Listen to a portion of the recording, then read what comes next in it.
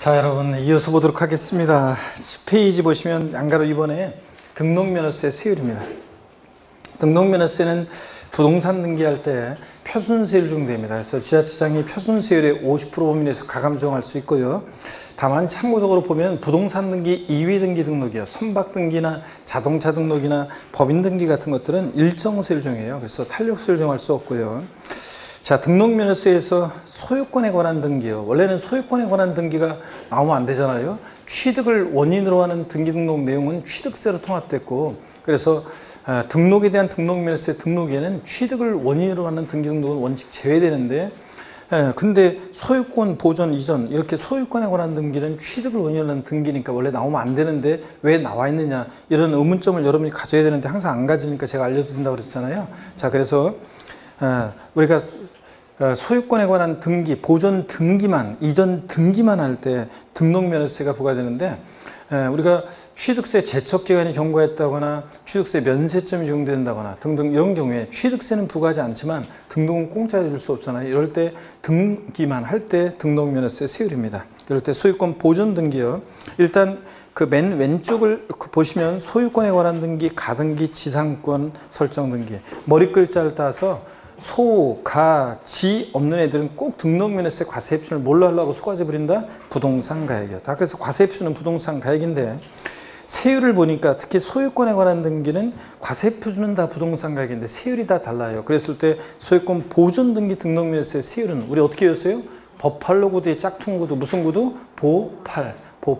보존 등기 1,000분의 8입니다. 28이 아니에요. 2.8%가 아니라 등기 비용만 받는 거니까 0.8%입니다. 그래서 보팔.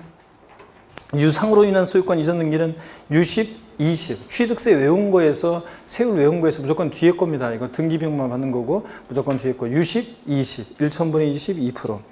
자, 그 다음에 무상으로 인한 소유권 이전 등기는 무독립8, 1호, 1.5%. 상속으로 인한 소유권 이전 등기는 상산 8, 1,000분의 8, 0.8%. 상산 8, 무독립8, 1호, 유십, 20, 보 8. 이렇게 외우라고 그랬습니다.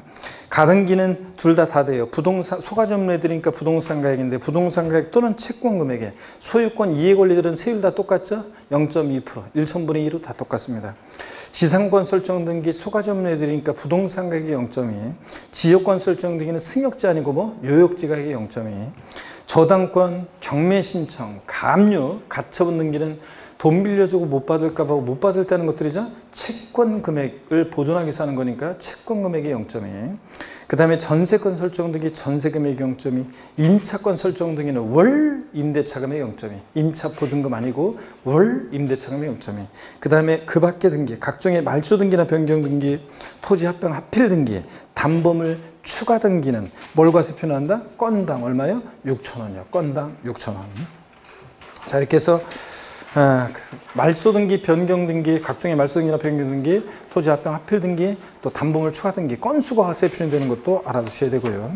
넘어갑니다. 자, 재산세 세율입니다. 재산세는 대상 종류에 따라 세율이 달라지는데 세율 구조를 알아야 돼요. 비례세율 대상인지 누진세율 대상인지. 그래서 작년에 재산세 대상 중에서 초과 누진세율이 적용되는 대상을 골라라 이런 문제가 나왔는데 저한테 배웠던 분들은 이런 식으로 작년에도 했기 때문에 가볍게 골라낼 수 있었어야 되는 문제였습니다.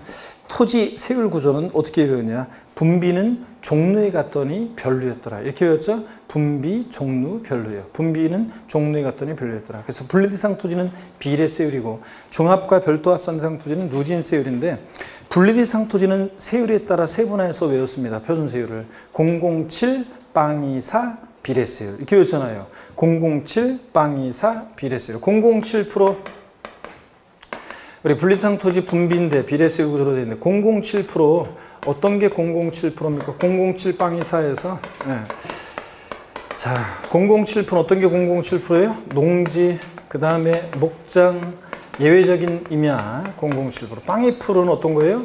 자, 공장, 염전, 터미널용 토지, 부동산 투자회사 소유토지, 각종 무슨 공사 소유토지, 한국토지주택공사, 수장공사, 지역난방공사, 갓산종공사 같은 공사 소유 토지예요. 그래서 기본세 보면 엄청 많이 나와 있습니다. 그런데 다 우리가 엄청나게 몇 페이지에 걸쳐서 빽빽하게 나와 있는 걸 다 외울 수는 없고 찍어서 이렇게 보는데 공익적 목적의 냄새가 나는 것들 빵 2% 저율분리입니다. 그래서 주택공급용, 산업공급용 토지로서 이런 것들 하여튼 공장, 염전, 터미널용 토지, 부동산 투자회사 소유 토지, 각종 공사 소유 토지고 4%는 사치성 재산 토지죠.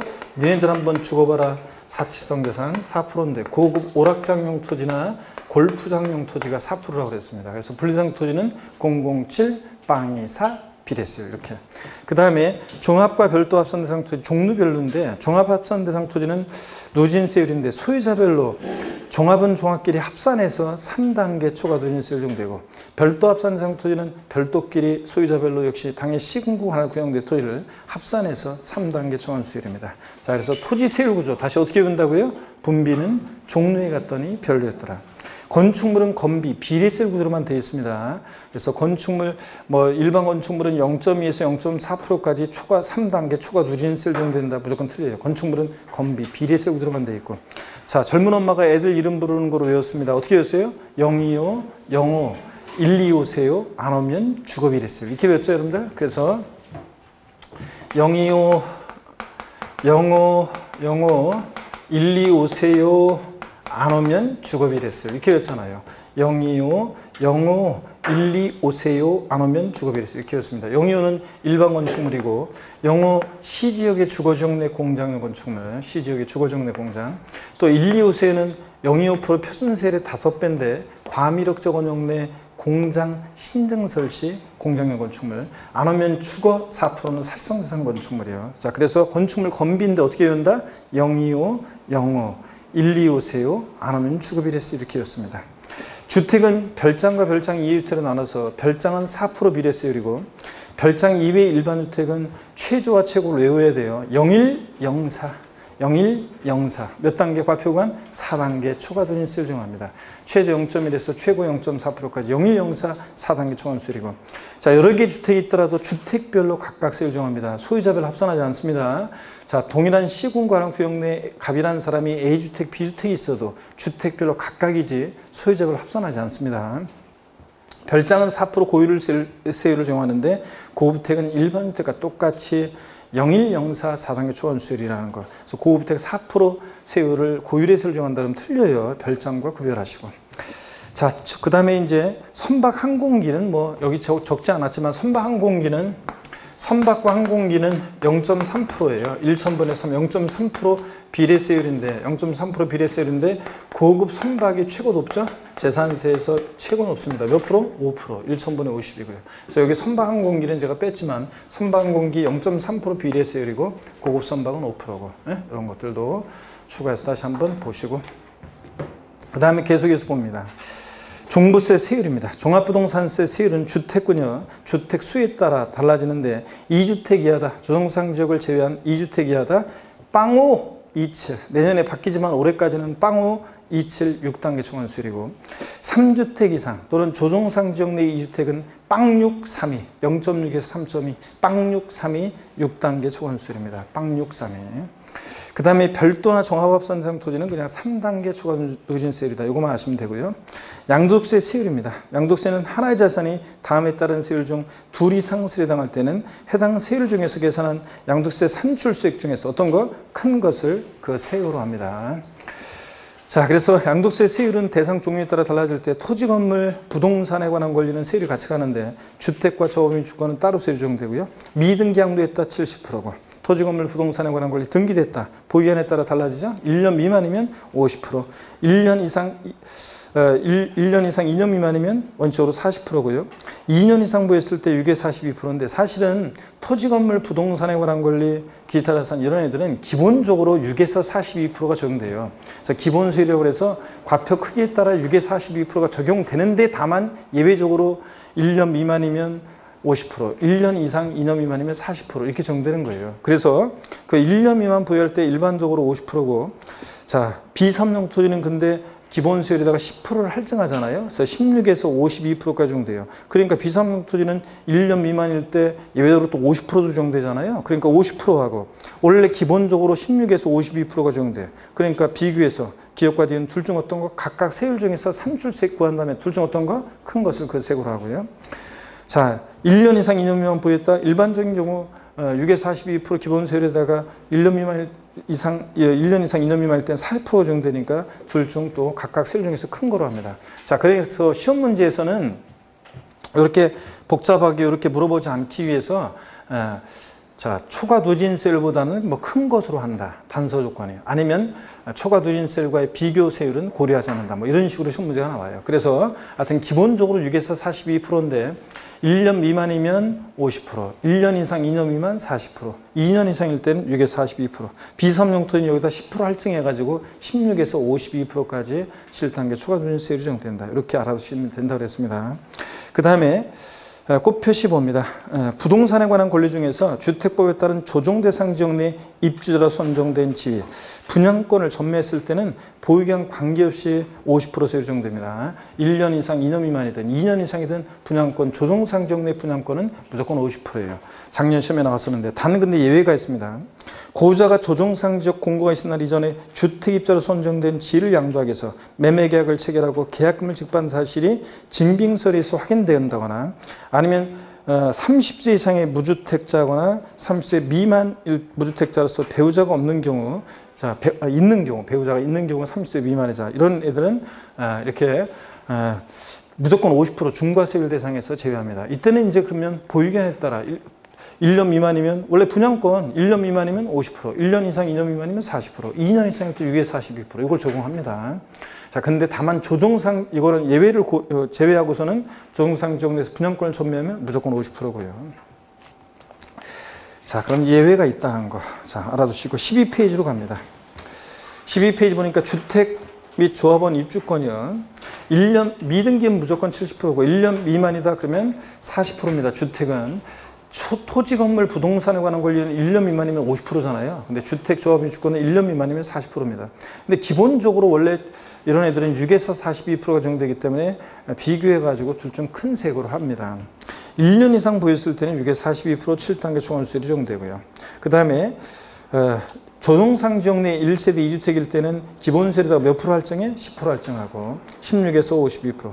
그 다음에 조정상 지역 내 1세대 3주택이면 20% 할증해가지고 26에서 62%까지 이렇게 세율이 적용될 수 있습니다. 한쪽까지는 3번이요. 기타 자산 나왔다. 골프용권, 골프용권, 기타 자산, 기타 자산, 골프용권은 골프용권, 기타 자산, 기타 자산, 골프용권은 좌우지간 요거 6에서 42% 총원수율입니다. 그래서 1년 미만 보유하고 양도하는 골프용권의 양도세 세율은 뭐 50%다 이러면 틀려요. 무조건 6에서 42%입니다. 기타 자산, 골프용권. 좌우지간 초과 누진 세율입니다. 그 다음에 과세표준 금액이 1,200만 원이할 땐 6%예요. 5억 원 초과분은 42%까지 7단계 총원수율 적용 대상 읽어보시는데 근데 시험 문제에서 가필차당 소기과 했더니 과세표준 금액이 1,000만 원 나왔다. 그래서 뭐 일반적인 토지 건물인데 2년 이상 보유했다. 그러면 등기되고 그러면 6에서 42% 적용될 때 과세표준 금액이 1,000만 원 나왔다. 산출세가 얼마냐 그러면 1,200만 원 이하니까 과세표준 그러면 6%니까 얼마? 60만 원. 1,000만 원일 때 세율 6% 적용해서 60만 원입니다. 예? 자, 토지 건물 2년 이상 보유했다 등기되고 그러면 초과부진세 적용될 때 과세표준 금액이 1,000만 원이면 거기다가 1,200만 원 이하는 6%니까 세율 6% 적용해서 산출세 60만 원 이렇게 된다는 거예요. 자, 이렇게 해서 세율, 양도소득세까지 취득세부터 다 봤습니다, 여러분들. 그 다음에 납세지입니다. 지방세는 납세지는 물건 소재지입니다. 부동산 취득하고 등록하고 보유할 때 취득세, 등록면허세, 재산세 납세지는 부동산 소재지지 주소지 나오면 틀리다는 거. 근데 국세는 종부세 양도소득세는 거주자일 때 주소지라는 거. 집값과 분립을 하고 국세, 종부세 양도세는 납세지가 주소지입니다. 부동산 소재지 아니라는 거. 세목별 세율 구조예요. 비, 비누, 누, 비누. 그래서 이거 못하면 음치라고 그랬잖아요, 여러분들. 취득세, 등록면허세는 비, 재산세, 비누, 종부세, 누, 양도세, 비누. 비, 비누, 누, 비누. 이렇게 외우라고 그랬습니다. 그 다음에 04번 세목별 겸용주택 비교입니다. 주거와 주거 이외 용도에 겸용되는 겸용주택이요. 취득세하고 재산세 1동 건물은 겸용주택 판정이 같아요. 쿵쿵따 쿵쿵따 쿵쿵따리 쿵쿵따 취득세 재산세 면적비례 주거만 이렇게 외웠죠? 그래서 쿵쿵따 쿵쿵따 쿵쿵따리 쿵쿵따 취득세 재산세 면적비례 주거만. 그래서 주거면적이 크더라도 주거분만 주택이에요. 재산세 1동 건물에서 주택면적이 크다고 전부주택 그럼 틀려요. 주거분만 주택이고. 그 다음에 재산세에서 일구 독립하여 구기된 일구 건물은 항상 50%를 기억합니다. 주거용 상면적이 50% 이상이면 전부주택이고 50% 안 되면 주거분만 주택이고. 양도소득세에서 1세대 1주택 비과세금을 갖춘 겸용주택이요. 주택으로 보면 비과세, 상가로 보면 과세잖아요. 그럴 때 비과세 과세면적 계산할 때 양도소득세 겸용주택은 어떻게 했어요? 부등호 주택이 클 때만 전부주택, 주택면적이 크면 전부주택이고 작거나 같으면 주거분만 주택이고요. 자, 그래서 비교해서 딱 겸용주택 헷갈리지 말고 양도세랑 재산세들을 비교합니다. 자, 5번 다가구 주택입니다. 우리가 다가구 주택 있잖아요. 우리 다가구 주택은 주택법상 단독주택이잖아요. 여러분들 공법에서 다세대 주택, 다가구 주택 이런 거 막 배우잖아요. 그럴 때 다가구 주택은 주택법상 단독주택인데 지방세에서는 취득세나 재산세에서는 뭘 판단할 때 주인 한 사람한테 거기서 날라오지만 뭐 판단할 때 취득세나 재산세에서는 독립하여 구입된 부분을 일구의 주택으로 봅니다. 내 한 가구마다 공동주택가의 과세형평을 위해서 뭘 판단할 때. 근데 국세에서 다가구주택 주택수 계산할 때, 종부세에서 주택수 계산할 때, 세율 적용 시에 주택수 계산할 때 등등 다가구주택 전체를 하나에 들어봅니다. 종부세에서. 양도소득세에서 다가구주택을 가구별로 분양하지 않고 하나의 단위로 양도하면 하나의 주택 양도로 봅니다. 자, 부동산 임대업에서 주택수 계산할 때 다가구주택은 전체를 한 개의 주택으로 봅니다. 주택수 계산할 때. 그러니까 국세에서는 다가구주택을 전체로 어떻게 한다? 하나의 주택으로. 근데 지방세에서는 다가구주택을 뭘 판단할 때 독립하여 구입된 부분을 각각 독립하여 구입된 일구의 주택으로 본다는 거. 아셨죠, 여러분? 이걸 비교합니다. 지방세와 국세가 다릅니다. 넘어갑니다. 공동소유주택도 우리가 국세에서 공동소유주택도 좀 헷갈립니다. 그래서 정리해둡니다. 종합부동산세에서 세율 적용 시에 공동소유주택 주택수 계산할 때 동그라미 1번 1주택을 여러 사람이 공동으로 소유한 경우에 공동소유자 각자가 그 주택을 소유하는 것을 봅니다. 다만 상속을 통해 공동 소유한 주택은 과세 1년제 다음의 요건을 모두 갖춘 경우에 한해서 주택수에서 제외한다. 그래서 주택에 대한 소유 지분율이 20% 이하일 것, 소유 지분율에 상당하는 공시가격이 3억 원 이하일 것. 자, 이럴 때는 그 20%에 해당되는 엔드입니다. 이거 20%의 지분에 해당하는 공시가격이 이게 3억 원 이하이고, 그러면은 공동 상속받은 주택은 주택수에서 제외시켜줍니다. 자, 양가로 2번이요. 양도소득세에서 1세대 1주택 비과세 주택수 계산할 때 공동소유주택은 공동소유자 각각의 소유를 계산합니다. 지분이 크든 작든. 종부세도 원칙 각각의 소유를 계산하고. 근데 자, 양가로 3번 종합소득세 부동산 임대업에서 공동소유주택은 주택수 계산할 때 지분이 가장 큰 자의 소유를 계산합니다. 갑지분 60%, 을지분 40%면 원칙적으로 갑의 주택으로 지분이 가장 큰 자의 소유를 계산하되, 지분이 가장 큰 자가 2인 이상이면 각각의 소유를 계산하고요. 다만 공동소유주택의 경우에 소수지분자도 주택수에 가산하는 경우가 있죠. 올해 2020년 신설 규정이요. 개정세법. 해당 주택에 발생하는 임대소득이 연간 600만 원 이상이거나, 또는 엔드가 아니라 또는 자, 기준시가 9억 초과하는 고가주택일 때는 지분율이 30%를 초과하면 소수 지분자도 주택수에 가산합니다. 갑지분 60%, 을지분 40%인데 이 40% 원칙은 지분이 가장 큰 자, 갑의 주택으로 계산하는데, 다만 이렇게 소수 지분자도 40% 소유하는 자도 주택수에 가산하는 경우도 있다. 연간 임대수 600만 원 이상이거나 고가주택일 때는 기준시가 9억 초과하면 이렇게 합산하기도 한다는 거. 주택수에 가산하기도 한다는 거. 그래서 알겠네. 자, 종부세, 양도소득세에서는 공동소유주택은 공동소유자 각각의 소유를 계산하는데, 부동산 임대업만 달라요. 공동소유주택 지분이 가장 큰 자의 소유를 계산하되, 다만 일정 경우에는 소수지분자도 주택수에 가산하는 경우도 있다. 이렇게 알아두십니다. 07번 다음에 예시하는 지방세를 옳게 분류하세요. 그랬습니다. 자, 지자로 이름 시작하는 지방세 4가지가 있습니다. 얘네들이 좀 헷갈립니다. 그래서 이렇게 정리해놨는데 유일하게 이것만 답이 딱 돼 있어요. 다른 것들은 답이 없습니다. 그래서 이 쪽집게 이론 총정리 마무리 특강은 베스트 오브 베스트는 해설이 없습니다. 해설이. 그래서 해설을 이거 답을 달아달라고 해설지를 달라고 뭐 직장이나 시간이 없으니까요. 강의를 들을 시간은 없고요. 그냥 이거만 자료만 좀 보려고 하는데 이거 해설지를 달라고 하는 사람들이 있습니다. 절대 안 해줍니다. 여태까지 이제 강의 제가 역사상 이걸 답을 애초에 만든 적이 없어요. 아예 만들지 않아요. 그래서 이거 자 해설지를만 보려고 어떻게 그냥 하는 분들이 있고 그런데 해설지를 만들기도 힘들고 이거 만들어서 막 돌아다니고 그러기 때문에 이런 특강집은 해설지가 없습니다. 그래서 달라고 하면 해설지 달라고 하면 안 돼요. 아니 막 미안하게 막 꼭 좀 부탁합니다. 막 이렇게 하는 분들이 계시는데 미안하게 서로 안 된다니까요, 여러분들. 그래서 없어요, 이거는. 그래서 모르는 게 있으면 물어보라고 제가 얘기했는데 강의를 안 듣고 그냥 어떻게 대충 해보려고 하는 분들 계시는데 없습니다. 근데 유일하게 요거만 답이 있어요. 왜 그러냐면 이거는 발음이 비슷해서 그런지 몰라도 자꾸 헷갈리는지 질문이 엄청 쏟아져가지고 이거만 답이 있습니다. 나머지는 답이 없어요. 강의를 잘 들으셔야 됩니다. 다음에 예시하는 지방세를 옳게 분류하세요. 그랬습니다. 지역자원시설세, 지방교육세, 지방소비세, 지방소득세. 1번 목적세인 것을 고르면 그랬는데 우리 지방세 교교농 찌찌에서 지방세 찌찌는 어떤 겁니까? 목적세, 지역자원시설세, 지방교육세.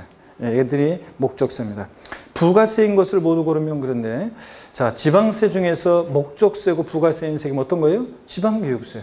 네 집 자식이냐? 지방세고 목적세고 부가세잖아요. 그래서 지방교육세만 목적세고 부가세기도 합니다. 부가세. 도세인 것을 모두 고르면 우리가 지자로 이름 시작하는 애들 네 가지 중에서 지방소득세만 특광 시군세예요. 도세가 아니라 시군세입니다. 지방소득세만 특광 시군세고 나머지는 다 특광도입니다. 나머지는 다 특광도. 지자로 이름 시작하는 애들 지방소득세만 특광 시군입니다. 그 다음에 4번입니다. 신고납부가 원칙인 조세를 모두 고르면 그런데 자 취득세, 등록면허세, 지자로 이름 시작하는 네 가지는 다 신고납부 원칙입니다. 다만 지역자원시설세, 특정 자 자원에 대한 지역자원시설세는 요거 신고납부가 원칙이고요. 신고납부가 원칙이고 그 다음에 특정 부동산에 대한 지역자원시설세가 요게 보통징수합니다. 보통징수. 그래서 지역자원시설세는 특정 자원부는 신고납부 원칙이고 특정 부동산부는 보통징수입니다. 어떻든 간에 지역자원시설세 특정 자원부 신고납부고요. 그 다음에 지방교육세 같은 부가세들은 그때 달라요. 지방교육세 같은 부가세들은 취득세, 등록면허세 부가세일 때는 신고납부하고 취득세, 등록면허세 부가세일 때는 신고납부하고 재산세 부가세일 때는 재진이 그러니까 보통징수합니다. 재산세 부가세일 때는 보통징수하고 그래서 부가세들은 그때 달라요. 성격이나 징수 방법, 납품 솜씨가 지방교육세나 농특세 같은 부가세들은 그때 다르죠. 본세에 따라서 신고납부할 수도 있고 보통징수할 수도 있고 그렇습니다. 그래서 어떤 순간에 지방교육세도 이렇게 신고납부할 수 있습니다. 취득세, 등록면허세, 지자로 이름 시작하는 네 가지 신고납부고요. 다만 지역자원시설세, 특정부동산부는 재산세 친구니까 보통징수고 지방교육세 같은 부가세들은 본세에 따라서 그때 다르고요. 자, 그 다음에 동그라미 5번입니다.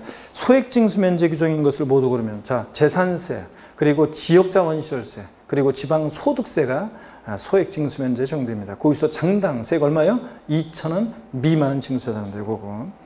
그래서 기억 리을이고.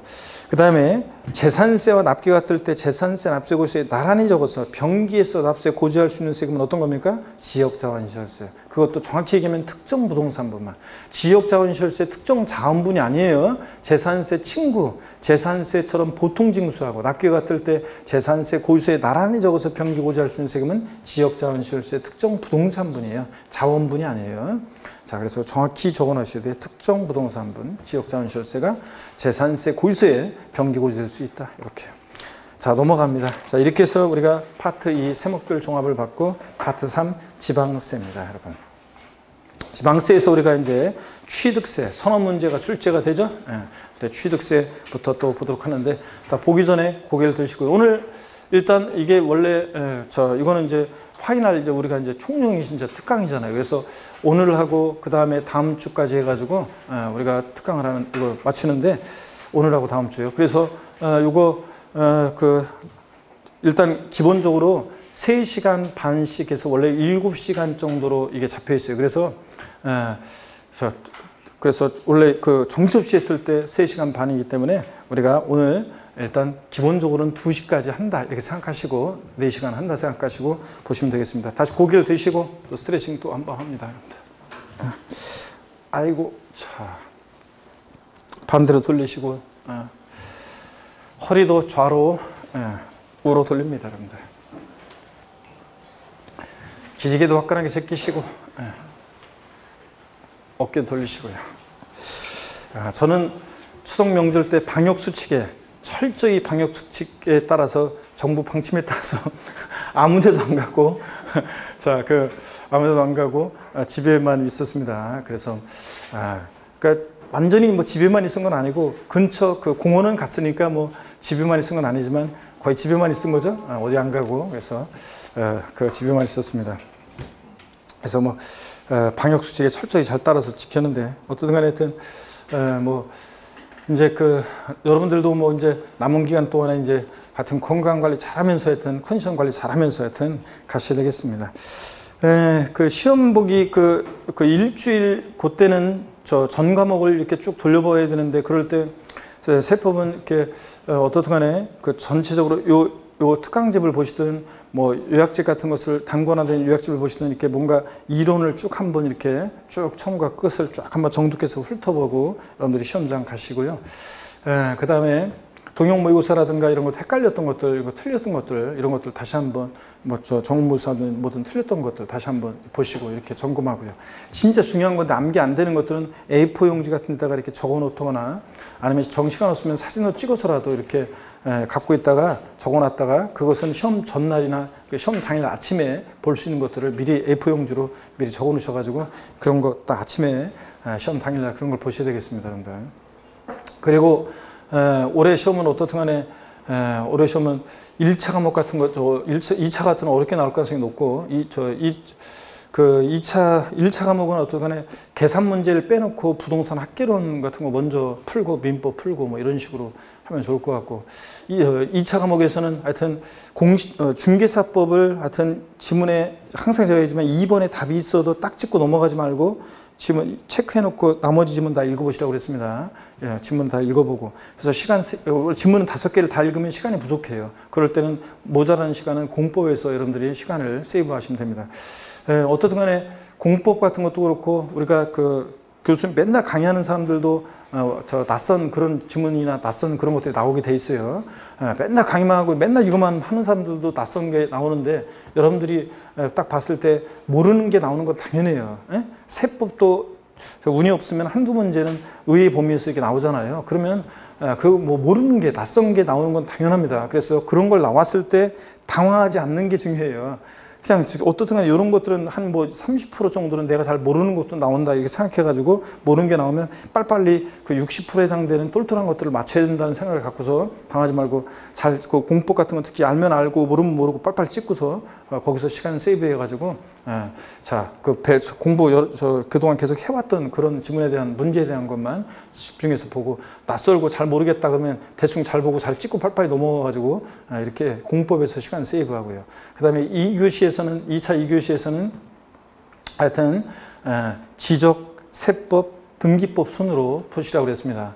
그래서 등기법이 조금 헷갈리게 나올 때는 시간을 잡아먹기 때문에 막 2개 중에 고르고 막 이렇게 하면서 시간 낭비하지 말고 지적, 세법, 그 다음에 공법을 푸시고 등기법을 푸는 순서로 하시고 세법은 어떻든 간에 이렇게 사례 문제 같은 게 간단할 수도 있는데 사례 문제 같은 거 좀 자신 없으면 어떻든 간에 넘겼다가 나중에 맨 마지막에 여러분들이 푸시면 되겠고요. 이렇게 해서 나머지 것들은 어떻든 간에 그런 전략으로 일단 2차, 1차 이렇게 하시면 되겠습니다, 여러분들.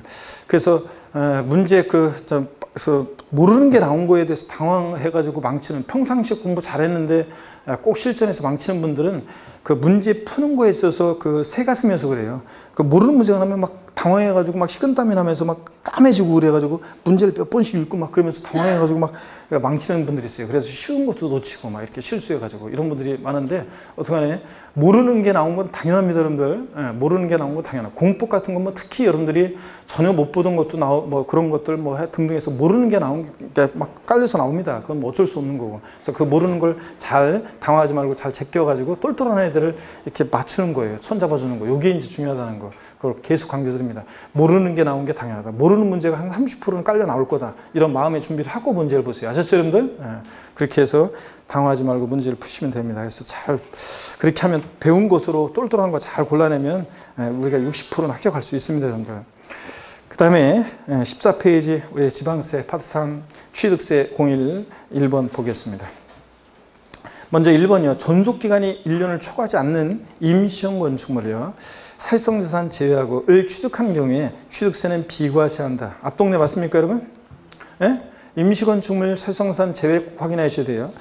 자, 존속기간이 1년을 초과하지 않을 때 어떻게 한다? 이거 비과세합니다. 근데 다만 존속기간이 1년을 초과하면 어떻게 한다? 과세합니다. 어떤 세율로 과세한다고요? 취득세에서 중과 기준세율, 특례세율로 과세한다. 맞습니까, 여러분? 네, 오, 맞습니다, 여러분들.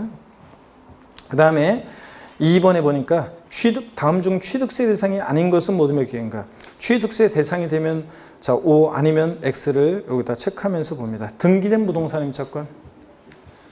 네? X죠, 여러분들? 자, 취득세는 반드시 사실상 소유권 취득이어야지 소유권 이해 권리. 그래서 양도소득세에서 부동산에 관한 권리라고 하는 것들 대상 아니라고 그랬습니다. 등기된 부동산 임차권, 뭐 지상권, 전세권 같은 거. 양도소득세 대상은 될지언정 취득세 대상은 아닙니다. 여러분. 등기된 부동산 임차권, 지상권, 전세권 같은 것들. 그러면 저당권 같은 것도 당연히 대상이 아니고요. 그래서 아파트 당첨권, 분양권, 조합원 입주권 이런 것들 대상이 아닙니다. 분양권이나 조합원 입주권은 주택 수 계산에는 아까 취득세, 중과세, 1세 몇 주택 보유하고 있냐? 그때 주택 수 계산에 포함하지만 대상은 아닙니다. 아파트 당첨권, 분양권, 조합원 입주권이요. 디귿번, 어업권, 광업권 같은 것도 대상인데 승계 취득하는 어업권, 광업권은 대상입니다. 출원회에서 어업권, 광업권을 원시 취득할 때는 취득세를 면제하거든요. 근데 승계 취득하는 어업권, 광업권 대상입니다. 5. 법령에 의한 회원제 골프이용권. 예?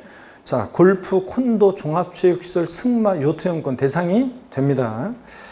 미음번 위탁자로부터 수탁자에게 신탁재산을 이전하는 경우로서 신탁법에 따른 신탁 등기에 병행되는 신탁재산이요.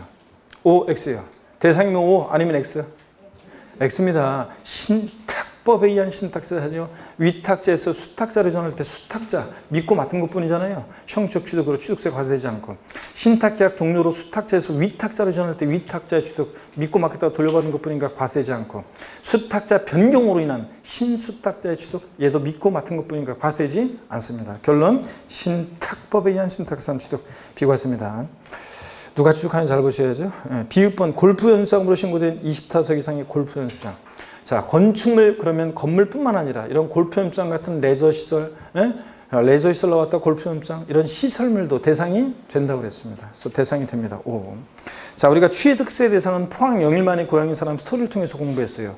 자, 서울에서 포항 영일만 내려갈 때 토지, 건축물 팔고 항공기 타고 차량 타고 도착해서 선박 취득해서 어업권 취득해서 양식업권 취득해서 고기 잡고 양식업 하다가 안 되겠다 강원랜드 갔죠? 거기 온 사람들 골프, 콘도, 종합체육시설, 승마, 요트형권 분양한 리조트사 건설하기 있어. 폐강 사들였죠? 광업권 취득해서 임목을보로 기계, 장비로 싹 밀고 건설을 한다. 그랬잖아요.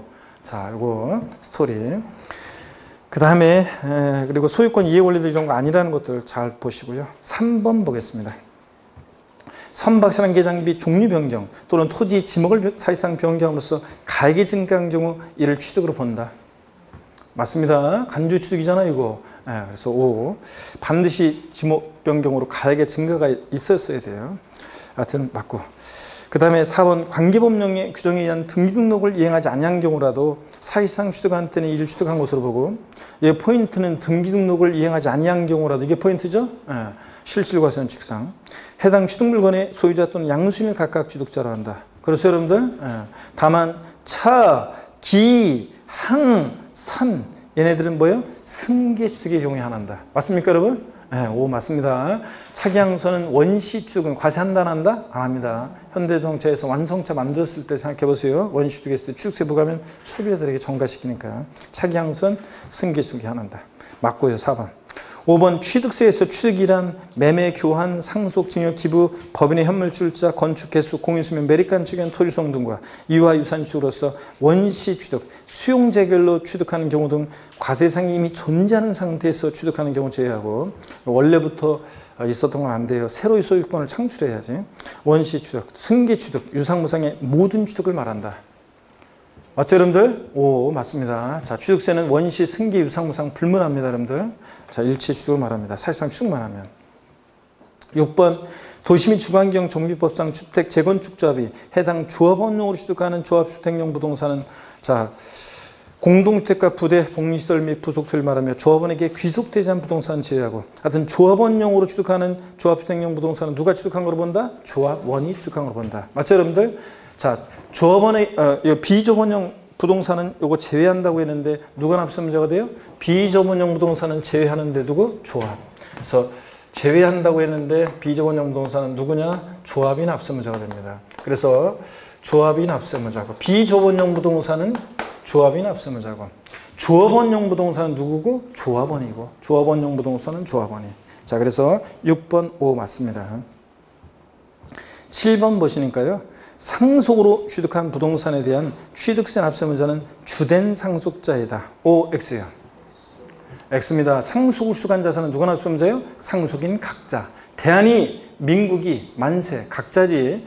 상속 지분이 가장 높은 자로 한다. 주된 상속자로 한다. X입니다. 이거 재산세에서 나오는 거지. 취득세는 상속인 각자고. 한편 공동상속의 경우에 공동상속인들은 연대 납세의무가 있다 없다? 있습니다. 자, 그래서 7번 요거 X입니다. 8번 배우자 또는 직계존비속 부동산 취득의 증여의제예요. 자, 우리가 배우자 또는 직계존비속의 부동산을 취득하면 원칙적으로 뭐라고요? 증여로 취득한 걸 봅니다. 대가 인정할 수 없으니까. 다만 다음의 언어에 해당하는 경우는 유상취득으로 본다. 그래서 유상취득이냐 무상취득이냐가 포인트예요. 유상취득으로 보는 경우를 무상취득으로 바꾼다거나 등등. 자, 그래서 대가 있다고 입증되는 경우인데 키워드에 제가 굵은 글씨로 다 해놨어요. 공매나 경매를 통해서 부동산을 주겠다. 자, 아들이 아버지 부동산 아버지 부동산이 경매 넘어가는데 경매장 달려가서 경락을 받는다. 이런 거. 자, 대가 입증이 되죠? 유상취득으로 보고. 파산 선고로 인해서 처분되는 부동산을 주겠다. 역시 법원이 개입되어 있으니까 대가 입증이 돼서 유상취득으로 보고. 3번 권리전인 행사에 등기 등기 필요한 부동산을 서로 교환했다. 역시 공시가 되니까 대가 입증이 돼서 유상취득으로 봅니다. 그래서 직계 비속이 등기를 요하는 직계존속의 부동산을 교환으로 취득한 경우에는 무상으로 취득한 것으로 본다. X죠? 유상취득으로 보고. 그 다음에 해당 부동산 취득을 위해서 대가를 지급한 사실이 입증되는 경우 그래서요. 기억번 그 대가를 지급하기 위해서 취득자 소득이 입증된다거나 아들이 그것을 취득할 만큼의 아버지 부동산을 취득할 만큼의 소득이 입증된다거나 소유재산을 처분 또는 담보한 금액으로 부동산을 주겠다거나 또 이미 상속증여세 과세 비과세 받았거나 신고경로서 상속 증여받은 재산으로 샀다는 게 입증되거나 이런 경우는 다 대가 입증이 되죠? 유상취득으로 봅니다. 근데 무상취득으로 본다고 바꾸거나 유상취득으로 보는 경우이다 틀린 것은 뭐 이런 식으로 해서 문제가 나옵니다. 넘어갑니다. 15페이지 9번에 부담부 증여의 경우 채무인수익에 대한 유상취득의 죄입니다. 자, 부담부 증여도 올해 잘 보셔야 됩니다.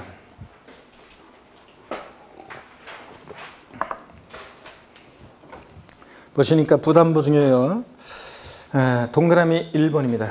증여죄 채무를 인수하는 부담부 증여의 경우 그 채무액에 상당하는 부분이요. 5억짜리 토지를 증여하는데 거기에 3억 원의 저당권이 설정되어 있습니다. 갑이 을한테 부담부 증여하면서 야 네가 저 3억 원 좀 갚아줘야 되는데 미쳤냐? 그러지 않고 알았어 내가 알아서 갚을게. 수증자가 채무를 인수하기로 했을 때 자 채무액 상당의 부분은 뭐라고요? 무상취득으로 봐요? 유상취득으로 봐요? 두 개 중에 고르게 뭡니까? 유상으로. 채무액 상당의 부분은 무자로 들린 것 같은데 어떤 분은 누가? 무상 아니고 보다 유상으로 취득한 것으로 봅니다. 유상. 가로 안에 보니까 배우자 또는 직계존비속으로부터의 부동산 등의 부담부 증여의 경우는 원칙적으로 이 채무액 상당액이요. 배우자 직계존비속 간에는 증여로 취득한 걸 봅니다. 자, 근데 다만 대가를 지급한 사실이 증명된 경우에는 유상취득으로 보는 경우도 있습니다. 배우자 직계존비속 간에도요. 채무액 상당액. 동그라미 2번 위 1의 경우에 채무인수익 이외 재산은 무상취득으로 봐요? 유상취득으로 봐요? 채무인수익 2배 재산은 공짜로 받았으니까 뭐로? 무상으로 취득한 거로 봅니다. 채무액 상당액은 유상수로 보고. 자, 수등자 입장에서 보면 증여자가 갚을 돈을 수등자가 대신 갚아주니까 증여자한테 채무를 면해주는 대가를 주고 취득했다고 봅니다. 그래서 유상추로 보고. 채무인수익 2배 재산은 무상취득으로 보고요. 자, 체크하시고 10번입니다. 상속재산 재분할에 따라 초과취득 시 증여의제. 마음 착한 삼형제 스토리 얘기 드렸어요. 상속재산이 분할이 됐다가 자, 협의해서 분할이 됐다가 나중에 형님들이 막내한테 더 주죠? 상속재산 재분할이 되는 경우입니다. 동그라미 1번 상속계 시후 상속재산에 대해서 등기등록 명의계서 등에서 각 상속인의 상속분이 확정돼서 등기가 되는 이건 이제 상속을 취득한 거예요. 그 상속재산에 대해서 공동상속인이 협의해서 재분하는 결과 특정 상속인이 당초 상속분을 추가해 취득하게 되는 재산가액은 그 재분할에 의해서 상속분이 감소한 상속인으로부터 이거 뭐라고요? 증여받아 취득한 걸로 봅니다. 초과 취득하는 부분은. 다만 동그라미 2번 상속에 따른 취득세 신고 납부기 한내 재분할에 의한 취득과 등기 등을 모두 마친 경우에는 제외한다. 즉, 제외한다는 것은 뭡니까, 이거? 요때는 뭐예요? 자, 그때는 상속을 취득한 것으로 보지 않고, 죄송합니다. 증여받아 취득한 것으로 보지 않고, 요때는 상속으로 취득한 거로 봅니다. 상속으로 취득한 거죠. 네. 자, 그래서 제가 마음 착한 삼형제 스토리 할 때 그 큰형님이 부모님 돌아가시고 나서 일주기가 다가오는 어느 날 돌아가신 부모님 생각이 간절하게 나고 그래서 그런 동생들한테도 생각도 나고 그래서 이제 소주 한잔 하다가 이제 그 얘기 해드렸잖아요. 그래서 요거 상속재산 협의해서 재분할로 추가 취득하는 부분은 증여받아 취득한 걸로 보는데 다만 상속에 따른 취득세 신고 납부 기한, 즉 상속계실이 속하는 달의 말일로부터 6개월 내 재분할에 의한 취득과 등기 등을 모두 마친 경우에는 그러하지 아니하다. 즉 그때는 이거는 뭐라고요? 그때는 이거는 상속으로 취득한 거로 봅니다. 자, 그 다음에 계속 이어서 보시면 11번입니다. 11번 올해 개정이 됐죠? 2020년 잘 알아두셔야 되는데 택지공사가 준공된 토지 지목을 건축물과 그 건축물에 접속된 정원 및 부속 시설물의 부지로 사실상 변경으로서 가액이 증가한 경우에 취득으로 본다. 이때 건축물 건축 수반되지 않고 그냥 건축물 건축이란 말 없이 택지공사가 준공된 토지에서 정원이나 부속 시설물 등을 자 설치한다. 그랬을 때는 누가 납세의무자냐? 토지 소유자예요? 건축물 소유자예요? 토지 소유자가 납세의무자고 건축이 수반되는 경우에 자 건축물 건축이 수반되는 경우에 그때 납세의무자는 누가 되느냐? 건축물 취득자가 납세의무자다. 그래서 건축물 건축하면서 그 부속 토지 내에서 조경공사 등이 있었다. 그럴 때는 건축물 취득자가 납세의무자고요. 건축물 건축이란 말 없이 그냥 택지공사가 준공된 토지에서 이렇게 정원이나 부속 시설물 등을 설치했다. 그러면 토지 소유자고요. 그래서 기역번은 토지 소유자, 니은번은 건축물 취득자가 납세의무자입니다. 12번입니다. 신탁복수에 따라 신탁재산의 위탁자 지위전인 경우에 새로운 위탁자가 해당 신탁재산을 취득한 것으로 본다. 그 사람들 그래서 누가 취득하는지 잘 보셔야 돼요. 위탁자 지위전이 있을 때 새로운 위탁자는 신탁재산을 취득한 것으로 봅니다. 보지 않는다고 바꿀 수도 있고요. 다만 위탁자 지위전에도 불구하고 신탁재산에 대한 실질적인 소유권의 변동이 있다고 보기 어려운 경우는 그러지 않고요. 자, 13번 간주취득입니다. 토지 지목 변경으로 가액 증가했거나 단순히 토지 지목만 변경된다고 취득세 부과되는 건 아니에요. 반드시 가액이 증가했을 때. 차량 개장 비 선박 종류 변경으로 가액 증가했을 때. 건축물 자, 증축이나 개수 등으로 가액이 증가했을 때 가액의 증가를 취득했다고 간주해서 취득세 부과됩니다. 또 양가로 4번 과점주주의 주식 취득이죠. 주식은 취득세 대상이 아니지만 과점주란 자가 주식을 취득했을 때 주식을 취득한 비율만큼 그 비상장법인 소유의 부동산 등을 취득했다고 간주해서 취득세 부과됩니다. 자, 그럴 때 가로 안에 비상장법인이어야 되죠. 비상장법인의 주식지분을 취득함으로써 과점주가 된 때는 그 과점주는 당해 법인의 취득세 물건을 취득한 것으로 의지해 봅니다. 다만 법인 설립 시 발행하는 주식지분을 취득하는 경우와 감자, 포테이토 아니라고 그랬죠? 다른 사원의 주식이 소각됨으로 인해서 나는 주식 취득행위가 없는데도 주식 가만히 있었는데 주식 보유비율이 덩달아 높아져서 과점주가 된 이런 경우는 어떻게 한다? 제외합니다. 특히 법인 설립 시 납세의무 없다는 건 시험에 여러 번 나왔습니다. 처음에 법인 설립 시는 혼자 북치고 장구치고 다 해야 되는데 주주 1인과 그 친족관 특수관계자들끼리 주주를 구성하잖아요. 대부분. 근데 처음부터 독과점 먹자고 소유분산을 시키면 법인 설립이 안 되니까 납세의무 없다. 자, 과세되는 지분 비율을 보니까 비상장 A 법인 갑주주가 법인 설립 시 50%. 자, 설립 시 주식취득은 납세는 없어요. 50%면 과점주주의 아니에요. 아닙니다. 50%는. 그랬다가 설립일 이후에 다른 사원이나 주주로부터 10%를 주식을 추가 취득해서 60%가 됩니다. 과점주주 아니었다가 최초로 과점주가 되면 과점주가 된 날 현재 지분율 모두 60% 모두 과세합니다. 그랬다가 15% 추가 취득해서 75%가 됩니다. 과점주가 된 이유는 뭐만 과세해요? 증가분만. 그래서 여기서는 15%만 과세합니다. 증가분만. 75%가 아니라. 다만 증가된 후에 주식 등의 비율이 그 증가된 날을 기준으로 그 이전에 해당 과점주가 가지고 있던 주식 등의 최고 비율보다 증가되지 아니한 경우에는 취득세를 부과하지 아니한다. 자, 그래서 예 1번을 보니까요.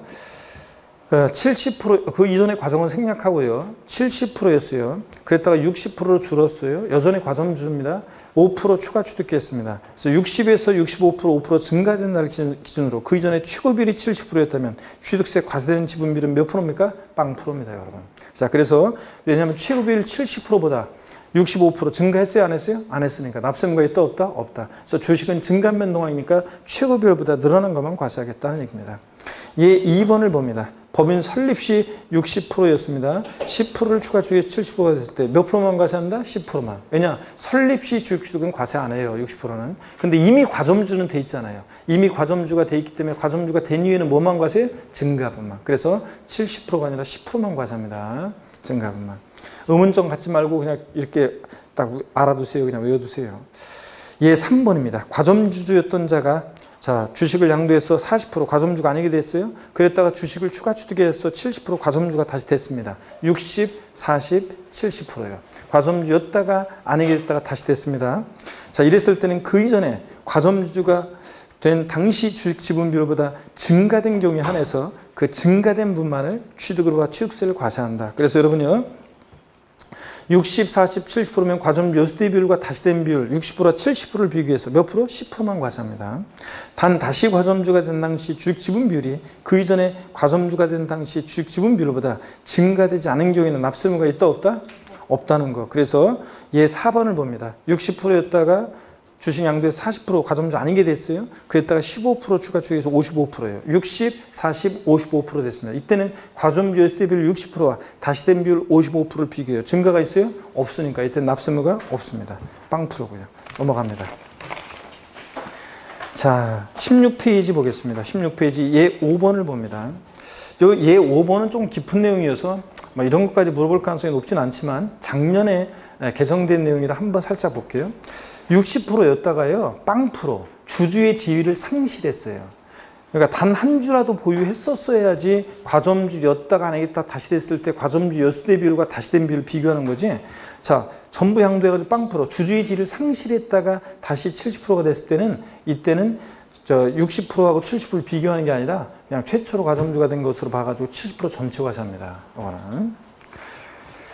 자, 그 다음에 과점주주. 자, 주식 취득 과점주주란 뭐냐? 비상장법인이야죠.